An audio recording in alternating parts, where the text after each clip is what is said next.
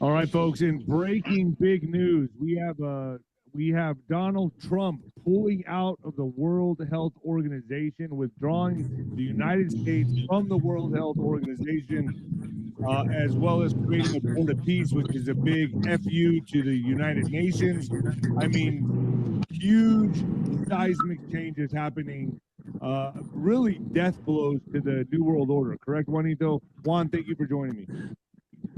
Yeah, it's it's like when Trump was in New York and there was this ice skating rink, and for years this thing was under repair, it was going to be fixed, whatever. People loved to use that ice skating rink. It just sat there in the park and unusable. And at some point, Trump, of course, he's got developments in the area, and it affects his property values and rents and things like that. So at a certain point, he just took it into his own hands and got it fixed. It just took a few months. They were arguing over, costs and where the money was going to come from. Nobody cared. He just went in and fixed it. This is similar with what's going on, let's say, with Gaza. The UN's been involved there forever. UN first recognized Israel as a nation in ●𝗏, all part of a Rockefeller operation scam. And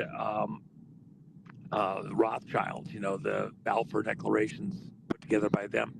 You got all sorts of weirdness going on, in that Mideast region. And part of it's because you have a secret handshake club that wants to start World War III the way they verse it. It's World War IV, really. We won World War III.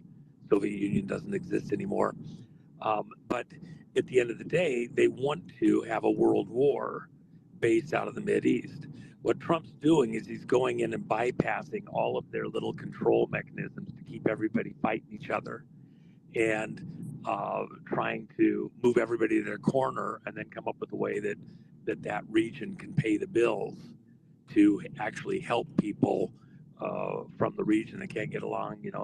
They'll try to move them out, but instead of just him making the decision, he's bringing in a lot of the players from other places around the world and get them all involved and have a team effort. It's the only way you're probably going to get these things. I mean, so these are massive death blows to the New World Order, correct? When right here it says Trump's board of peace, which could upend world order, faces pushback from allies.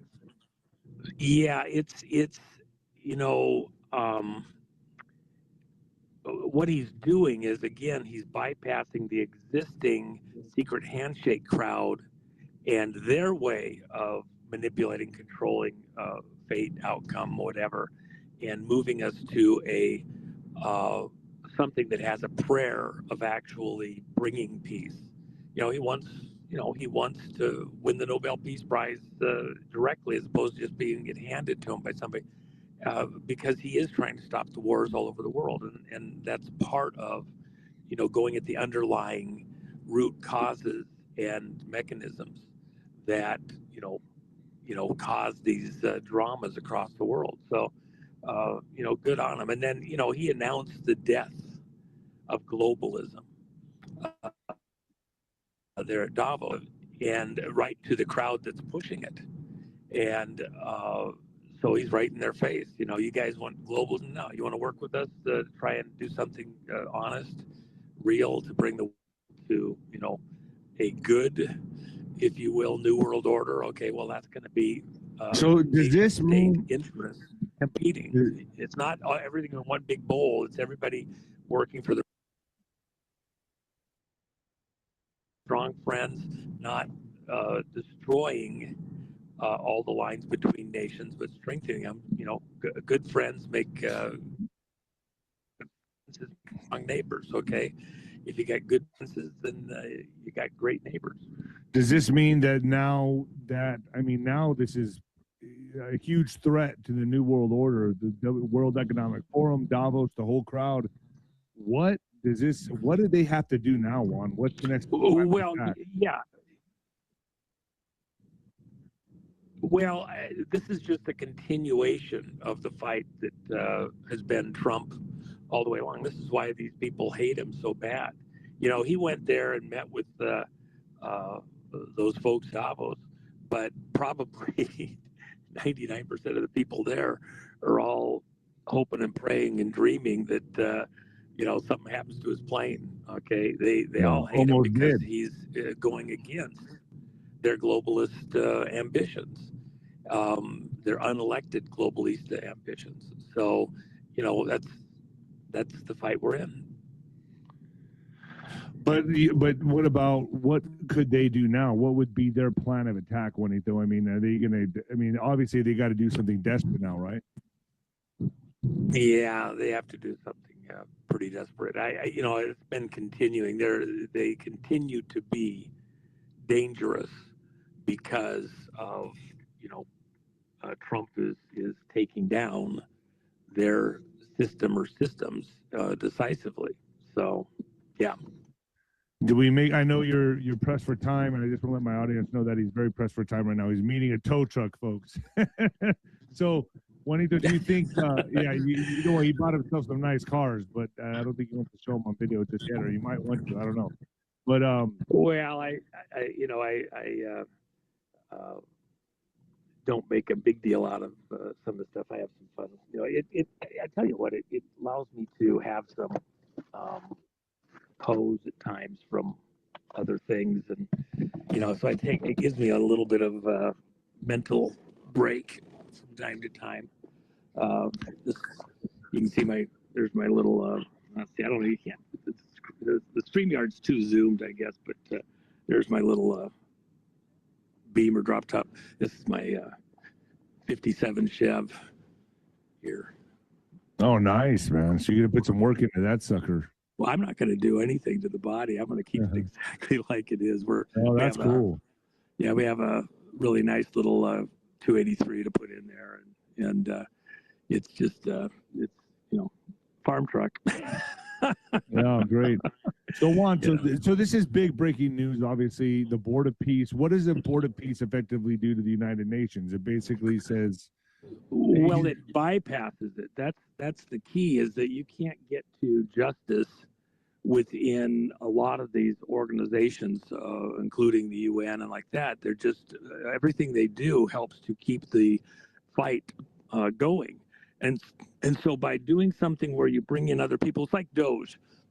They go out there, everybody knew about all the corruption within USAID, but nobody was trying to throw a monkey wrench in there. As long as the money is flowing, it was never going to stop. And so by bringing other people in and having a different attitude on it, you can maybe get to some kind of a solution. So that's what's going on here. So, by the way, we can go four-wheeling out there with the stuff. Yeah. See, so there's that's to go out through the sand dunes. Are we really going to do that? And we're going to record it? Yeah. Let's go out there. Yeah, I'm going to try and get this ready. We'll go out and go through the sand dunes. You can take your four-wheeler and I'll take mine. Okay, yeah, there's some heavy dunes, man. I mean, it's like 90-degree angles, man. You know what I mean? You think cool. I can't take you on with this? Yeah, let's roll. Let's do it. Let's have some fun, and we'll record it on Instagram, or we might go live on YouTube. Who knows? Yeah, you never know. All right, so this is good news. These are seismic changes. I just wanted to update my audience. Well, let me hold on. Let me add one thing. I want to make this relevant for the audience. Okay. So part of the thing for Trump is that he has to somehow move into the next zip code. You know, people see him doing this stuff around the world, making a difference around the world, but they don't see it here at home. We haven't had the arrest. He talked at Davos about the fact that coming.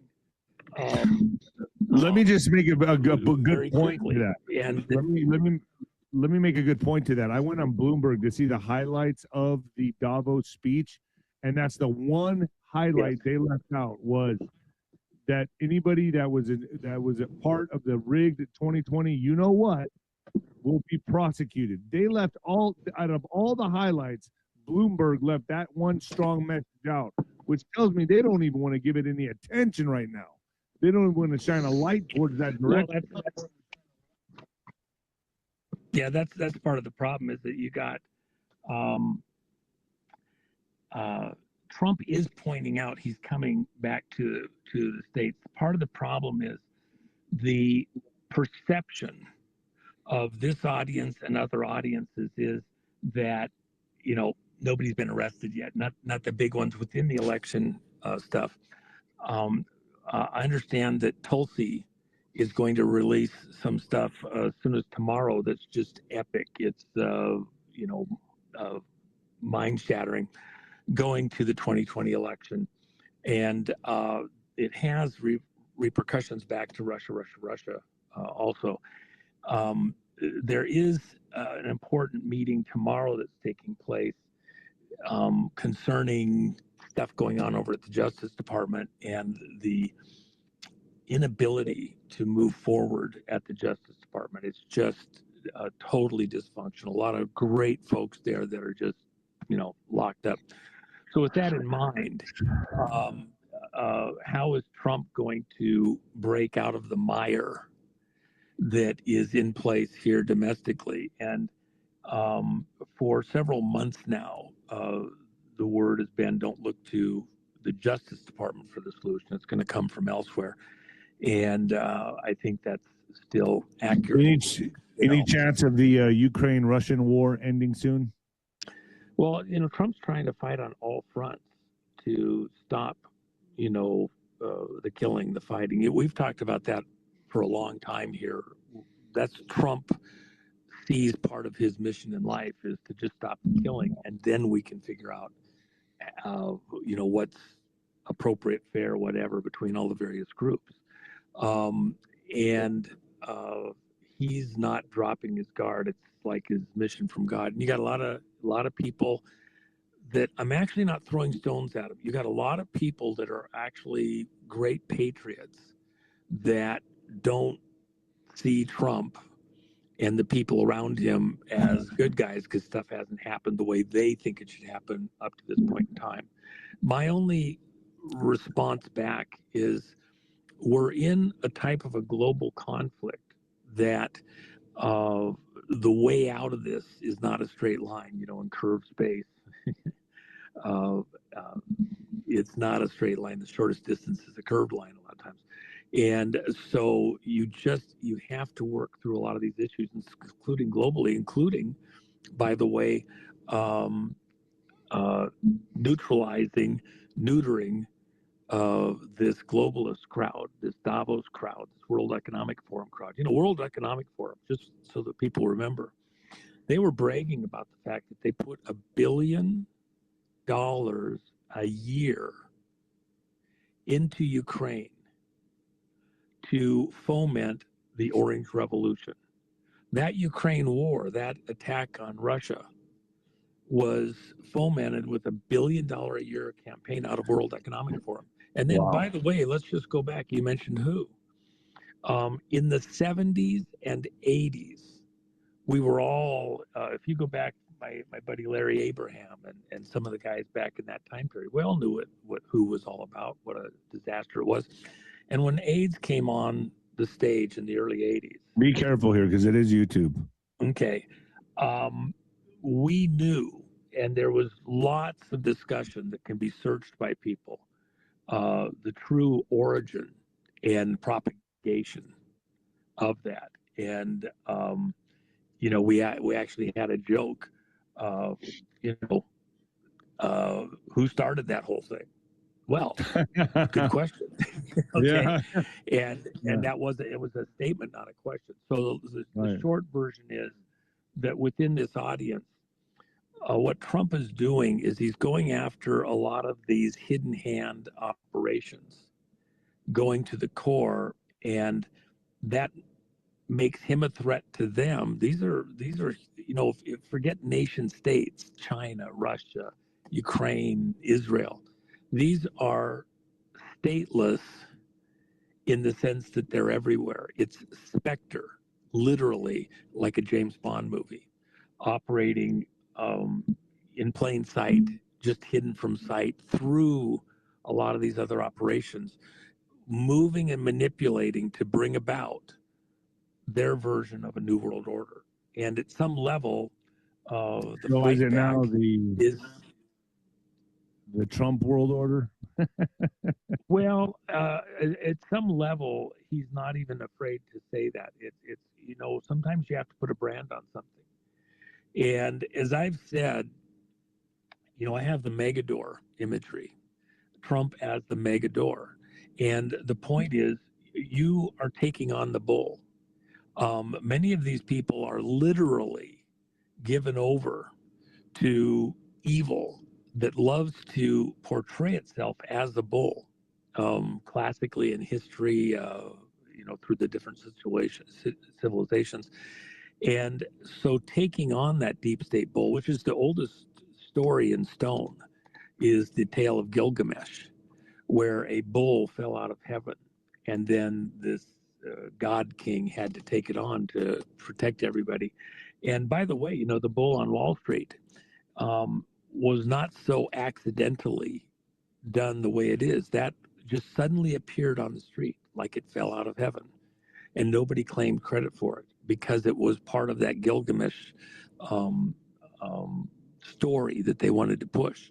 And so it's important for people to realize there's a lot of imagery that may seem trite and playful and whatever, that's actually very, very, very real within the minds of those people that are pushing some of this stuff. So,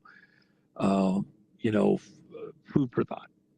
Got it, Juan. Thank you so much for joining me. Let's go to ninoscorner.tv and do some more over there.